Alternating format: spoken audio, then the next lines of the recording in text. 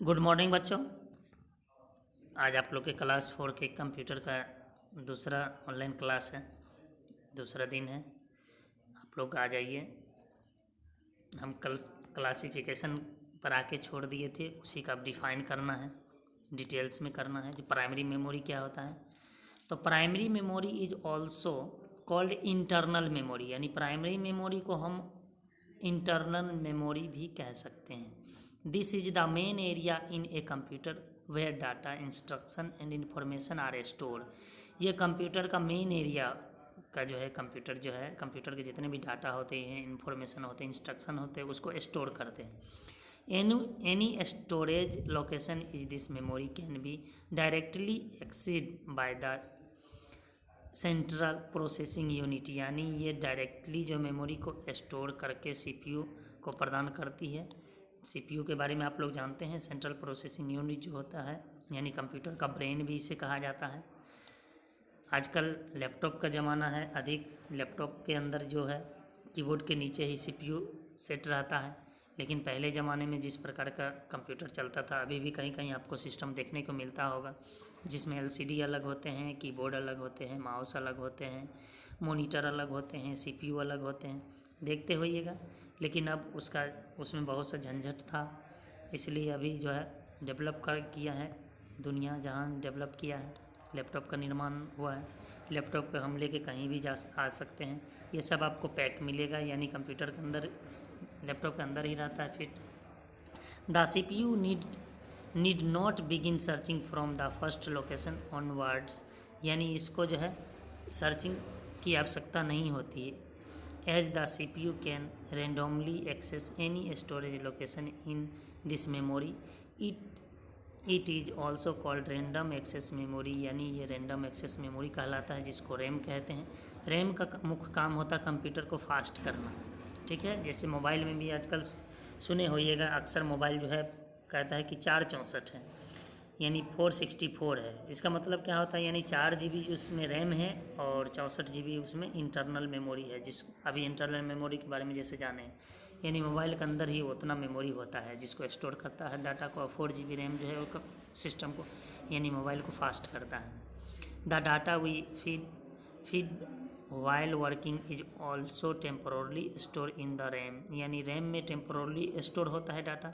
So before switching off the computer the data has to be save in to the permanently storage computer, इसलिए आप computer को store करके, यानी कि save कर लीजिए परमानेंटली मेमोरी में, उसके बाद कंप्यूटर को ऑफ कीजिए। RAM is often called the volatile or temporary memory because the information stored in RAM is lost if the power supply is turned off, यानी कि रैम जो होता है उसको टेम्पोरली मेमोरी इसलिए कहा गया है कि डाटा, यानी सिस्टम अगर आप ऑफ करते हैं तो जो भी आपका डाटा ऑन रहेगा, या फिर डाटा आपके सिस्टम में बिना सेव किया हुआ, वो आपका डाटा डिलीट हो जाएगा, यानी सेव नहीं हो पाएगा, रह नहीं पाएगा। When we switched on computer the saved data and software again reload into the RAM, यानी कि आप जब सिस्टम को ऑन कीजिएगा, स्विच ऑन कीजिएगा, तो आप रीलोड कर सकते हैं, यानी दोबारा लोड कर सकते हैं।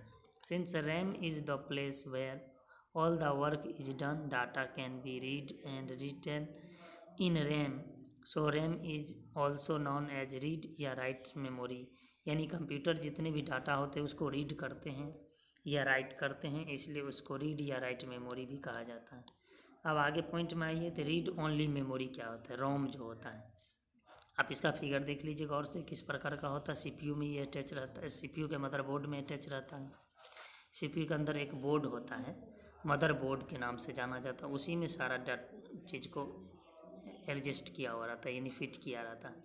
रीड ओनली मेमोरी यानी रोम is a type of memory from which that information can usually only be read, यानी इसका काम सिर्फ डाटा को रीड करना है। This is why is known as read only memory, यानी कि इसको रीड ओनली मेमोरी के नाम से जाना जाता है। ROM can also the directly accessed by the CPU, यानी सीपीयू के द्वारा ही ये काम करता है।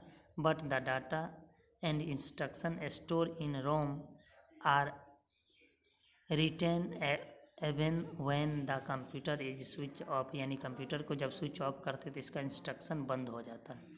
ठीक है।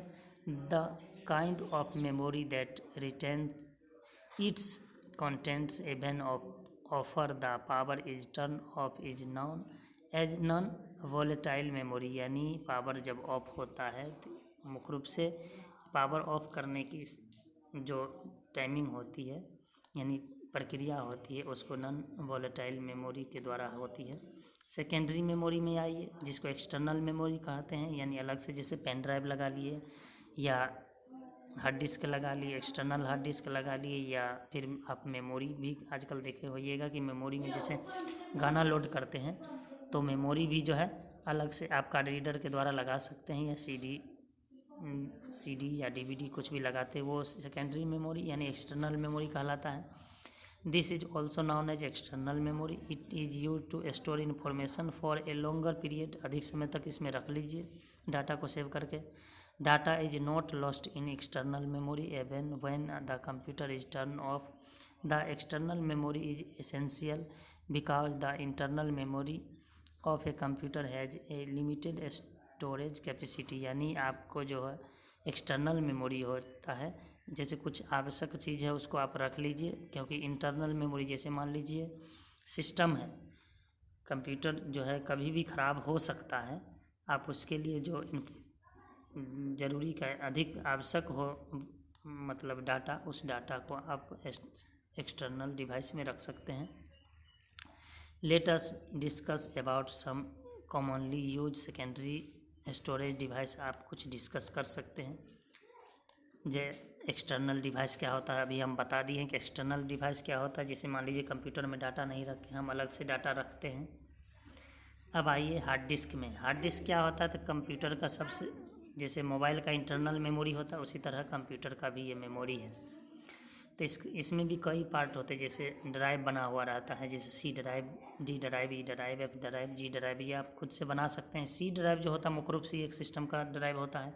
इसमें अगर आप डाटा को सेव करते हैं तो अगर सिस्टम आपका डिस्टर्ब हुआ तो डाटा आपको नष्ट हो जाएगा, यानी बर्बाद हो जाएगा, डिलीट हो जाएगा। This is the main storage device fixed inside the CPU box.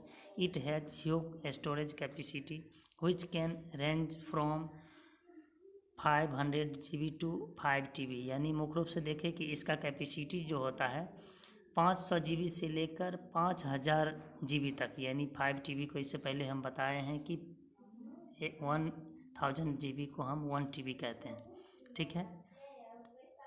अब आइए hard disk is actually made up the multiple metallic disk located with magnetic materials, यानी मैग्नेटिक के द्वारा, यानी कि मुख्य रूप से इसका जो तैयार किया हुआ रहता है मैग्नेटिक के द्वारा तैयार किया हुआ रहता है ये disk. This disk are known as platters, ये प्लेटर्स भी कहलाता है। Information on this disk are recorded on both the side in the form of concentric circle called tracks which are further divided into sectors, यानी इसको आप इसमें जैसे data को रखा हुआ एक सेक्टर से दूसरे सेक्टर तक भी आप पहुंचा सकते हैं। आज के लिए इतना ही, धन्यवाद।